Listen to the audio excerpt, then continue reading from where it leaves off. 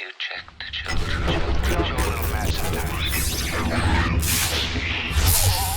Hi, I'm Chucky. Wanna play? Sometimes that is better. You're gonna need a bigger boat. Hey everyone, welcome back to the Horror Show. I'm Cecil Laird. We got Jaime and Fuego here. And we are here to take our turn and review the new movie that is available called Relic. Yes. Now, this is definitely a horror movie, but it's not your typical horror movie. Not to be confused with The Relic. Not to be confused with The Relic, which was a 1997 gem. That's awesome. Which I absolutely love. I think it's Same, 97. Yeah. Tom Sizemore, yo. Yeah, well, Penelope Ann Sure. Miller, yo. Oh, But yeah, no, Peter Times, I want to say? Drake? Maybe that. Doesn't matter. Well, now you're stretching. I don't know. But nonetheless, this is Relic, Yeah. and this is more about instead of a whodunit, this is it supernatural? Yeah. Because you don't really know. There is a grandmother that is going through some unfortunate age difficulties, and is it presenting itself and manifesting in a weird spiritual way, or is the house that she and her next two generations are living in with her actually haunted? That True. is the question of the film. Yeah. And they give you clues. They do give you clues, but my overall thoughts on this are, it's an enjoyable watch. It is often likened to The Babadook, but approached slightly differently. Almost And the opposite. I can see how. I think I enjoyed The Babadook a little bit more. I liked this movie okay. I don't think that it followed its own rules, and the ending, while definitive, didn't explain itself. It was a definitive ending, but it didn't explain itself. Yeah. So I had my issues with it, but it was a gorgeously presented horror movie. It was a well shot, well scored, well sound designed, definitely well acted movie. Indeed. But I didn't love it as much as some people might love it. Yeah, I'm in the same camp, man, and I think some of the Babadook comparisons come more so from, okay, crazy kid versus crazy, Well, it's dealing with family elderly trauma. person and family trauma, for sure, and the after effects of that. Also, it's a first-time feature female director from Australia, which also was the case with the Babadook, so there's more parallels there. There you go. And just the accomplished, matured, I mean, she also scripted it, too. So, I mean, this is somebody that had major talents. I'm not sure if she did any shorts or anything previously. Probably did. That's usually how it goes. But, yeah, it seemed like a more refined filmmaker had done something like this in comparison. Terrific performances from our trio, the three different, just eras of these women, and it's more dramatic thriller for me than it is like full-on horror film. Yeah, although it I agree. kind of hints that it might be more horror. You have to watch it without us spoiling The way it. it plays out like a horror film. Definitely for sure. does, yeah, because much like the Babadook, it builds that tension over the course of things, and I mean, not dissimilar to another I Have Seen Midnight, because this is not A24, everybody. This is I Have Seen Midnight. One could make the mistake quite easily. Truly, but this had a similar vibe to me of like slow burners that they did, like A Dark Song or I Trapped the Devil, which are two of our favorites that we've seen in the last few years. This still being more on the dramatic side of things and the interpersonal aspect. I really appreciated it, but I definitely didn't love it. So Yeah. So why don't you tackle the story? Yeah, for you. Yeah, so story is basically you have the three generations, as we mentioned. There is the grandmother, the daughter, and the granddaughter. And the daughter has unfortunately been ignoring the signs of the senility that is transpiring with her mother.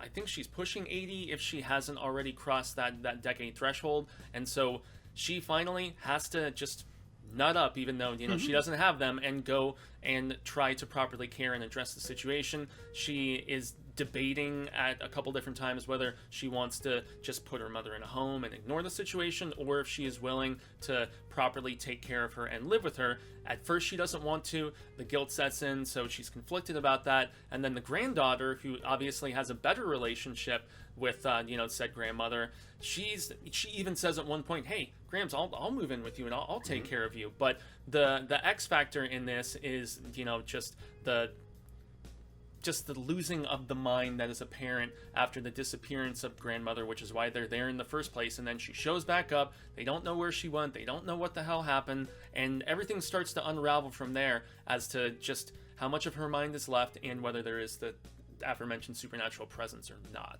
So, and that's about the long and the short of it without us being able to spoil stuff. Pretty much. So. And how did you feel about how it unfolded? I was compelled, that's the thing. I'm very picky and choosy with the slow burns that I give a ton of credit to. This is, once again, one that's very accomplished. Less my jam, though. I don't know if that's because... I mean, maybe if I have dealt with this sort of situation as far as, like, a grandparent or a parent in that case, just seeing them slowly slip out of this world and just being a shell of their former self. Both of my grandparents died very quickly, and on both sides, actually, and I never got to see that sort of descent, thankfully. I'm blessed in that regard. I have a lot of friends and, other family members who haven't been so lucky, and so for that reason, maybe it would have resonated with me if I had experienced more mental illness personally. For that reason, I don't think it was as relatable, and this is me just being real about my own interpretation and how it resounded with me. But it's still a very sad film because just the thought of somebody having to deal with that is heart-wrenching. A family dealing with the slow deterioration of a grandparent. Yeah, or any loved one. Descent into dementia. Yeah, madness, and knowing the end is nigh, and just really trying to wrestle with how involved you want to be in the process. How much are you willing to inconvenience yourself to make their final years better? Are you willing to just toss them away and be like, nope, I'm done.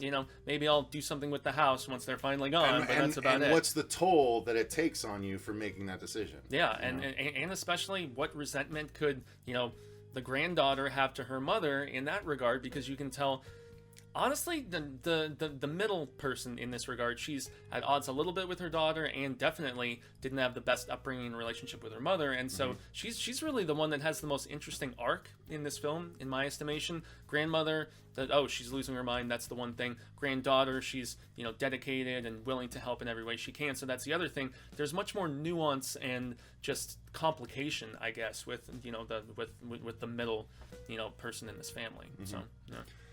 So yeah, great acting wise, performances. yeah, the performances were fantastic. I mean, the mother, the grandmother, and the daughter all did a really great job. The grandmother especially impressed me so much with selling just the kind 1 minute and then just lashing out and acting irrational. The distrustful glares that just were just terrifying to even look at. I think the scene in particular that I went back to was where she gave that ring to the granddaughter, and then later on she sees her with it and she's like, where did you get this? You're a thief. And she freaks out on her and like is about to attack her practically.